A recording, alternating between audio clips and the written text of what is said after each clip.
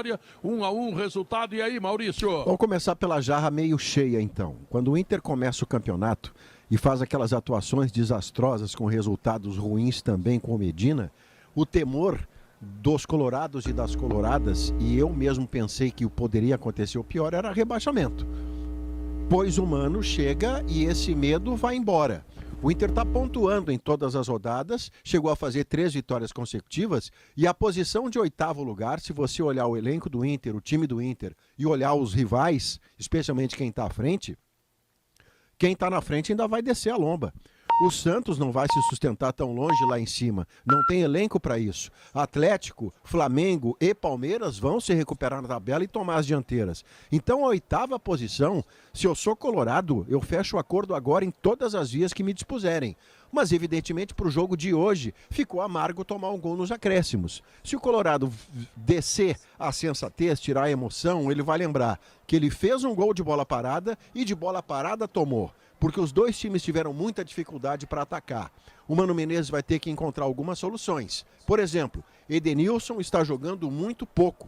Seja de linha, na linha das meias, seja de volante, perto do Dourado, que fez um bom segundo tempo. Edenilson está jogando pouco futebol e faz tempo. Alan Patrick naturalmente será titular desse time. A posição de 9 está reaberta. Não é mais do alemão, vai ser disputada. O Inter tem essas coisas por fazer e tem uma semana inteira para trabalhar. Isso é uma boa notícia, Pedro.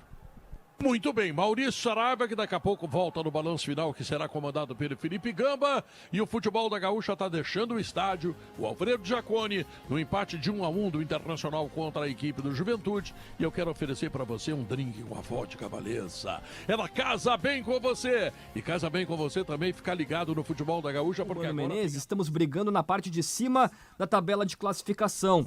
Se fosse com Medina, o Inter estaria correndo risco de rebaixamento. Falemos isso. A mensagem do Rodrigo de Porto Alegre. Essa é a jarra meio cheia, Felipe, que é o seguinte, talvez o Lelê tem o chamado lugar de fala muito mais do que eu, mas talvez depois de 3 vitórias consecutivas, uma com o técnico interino já sem o Medina e 2 com o Mano Menezes, a torcida do Inter tenha se animado, ou parte dela, para disputar um sonho de vaga de Libertadores que é devaneio. O Inter não está jogando para isso mesmo com o Mano. O Inter não tem elenco para isso no momento, mesmo com o Mano. O Inter tem uma dificuldade cavalar de fazer gols. O Inter está reabrindo a posição de 9 porque o alemão não está sustentando essa titularidade. O Alan Patrick recém começou a jogar e naturalmente vai ser titular desse time. Mas há muita dificuldade e uma delas é um dos jogadores, e está na sua manchete inclusive, eu sei que você vai tratar bastante disso. Um jogador do tamanho do Edenilson, que não é protagonista porque não é da sua natureza, mas nem coadjuvante de luxo ele está conseguindo ser. E faz tempo. O que está acontecendo? Foi a sua pergunta e eu gostaria de ter uma resposta. Tá muito abaixo o rendimento do Edenilson, mas demais. Jogador convocado para a seleção pelo Tite, inclusive. Lelê, quero te ouvir, Lelê. Esse empate justo, né? Maurício definiu assim, justo. Aliás, vocês dois, né, vinham fazendo a leitura correta do jogo. O Inter vinha ganhando, mas o resultado não era condizente com o desempenho do Internacional. E no final veio esse gol de empate do Juventude, hein, Lelê?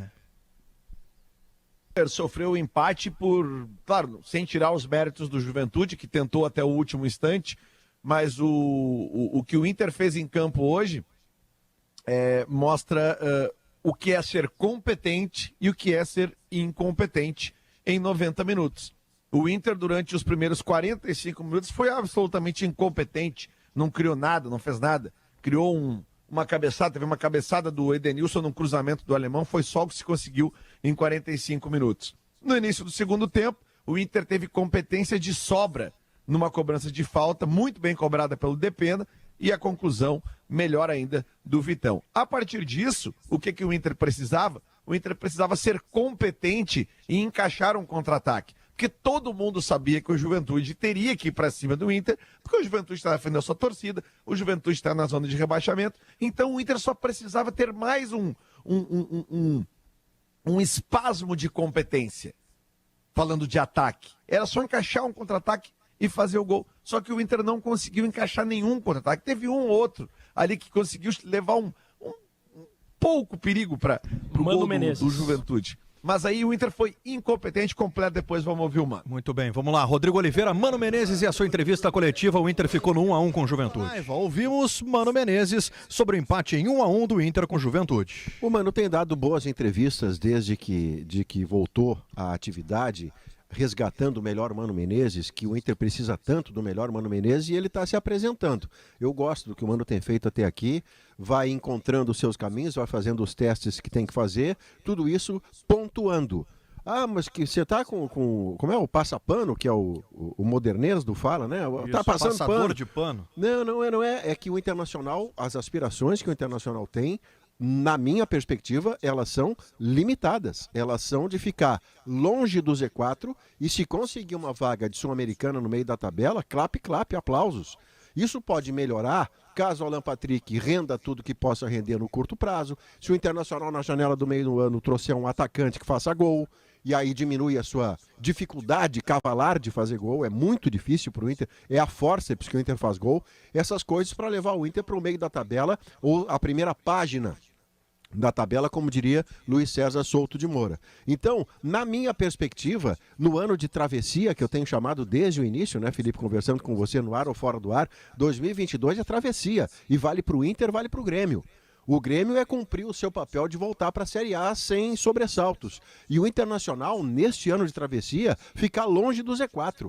Onde esteve perto nos primeiros momentos. Então, dentro deste contexto, é que eu acredito que o Internacional está fazendo um trabalho paulatino, um trabalho passo a passo. E nesse passo a passo, o próximo passo é a titularidade do Alan Patrick, é conseguir resolver com o Edenilson, afinal, o que está vendo para ele poder render de novo perto do Edenilson melhor que o Inter já teve. Enquanto isso não acontecer, a dificuldade vai ser parecida com a que vimos hoje.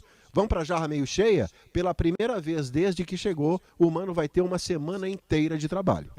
Para mim, viu, Maurício? Tem o chamado do Rodrigo? Fala, Rodrigo. Pode concluir o raciocínio com o Maurício, que depois eu vou contar alguns bastidores da entrevista coletiva do Mano. Boa. Para mim, Maurício, era notório que o Mano Menezes não faria uma crítica aberta pública ao Edenilson.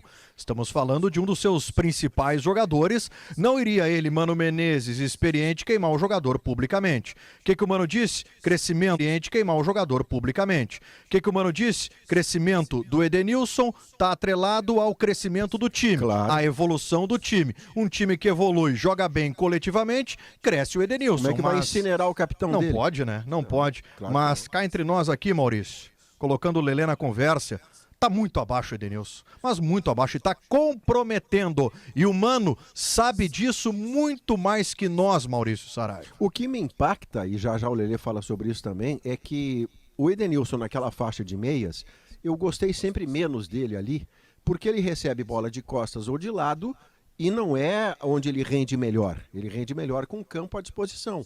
Mas com o campo à disposição, que o Mano Menezes está dando para ele está jogando muito pouco. E ele já estava jogando pouco com o Medina. Tem uma ou outra partida muito excepcional, como o Grenal da Arena, aquele gol do Tyson de 1-0. O Edenilson fez lá a sua melhor partida no ano. Depois com o Mano Menezes tem uma ou outra partida que ele tem bons momentos. Mas o Edenilson nos acostumou a uma produção mais regular, numa nota mais alta. E aí eu preciso reiterar algo que eu digo insistentemente, cansativamente. O Internacional, quando espera do Edenilson protagonismo, expõe o Edenilson. O Edenilson não é, nunca foi e provavelmente não será protagonista, porque a natureza do futebol dele não é essa. Ele é ajudante, ele não é protagonista. Quando ele coloca essa pecha, fica pesado no ombro dele. O torcedor faz críticas, Lele, ao Edenilson nesse momento. Aliás, não nesse momento, já vem de um bom tempo. A gente, por exemplo, na sexta-feira discutia muito essa perseguição que parte da torcida faz ao Rodrigo Dourado. Me parece que o Edenilson também entra um pouco nisso, né? Há uma implicância da torcida com o futebol do Edenilson. E jogos como o de hoje acabam justificando a tal implicância, Lele. Sem dúvida nenhuma. A torcida não costuma pegar no pé de jogadores que não dão motivo para isso. A partida do Edenilson hoje foi muito fraca. A gente falou aqui no intervalo ali de duas bolas que ele tentou sair jogando na frente da área do Inter e perdeu de uma forma extremamente displicente. Aquilo não pode acontecer. Teve outras bolas que ele perdeu também no segundo tempo. No segundo tempo tem o Daniel espalma uma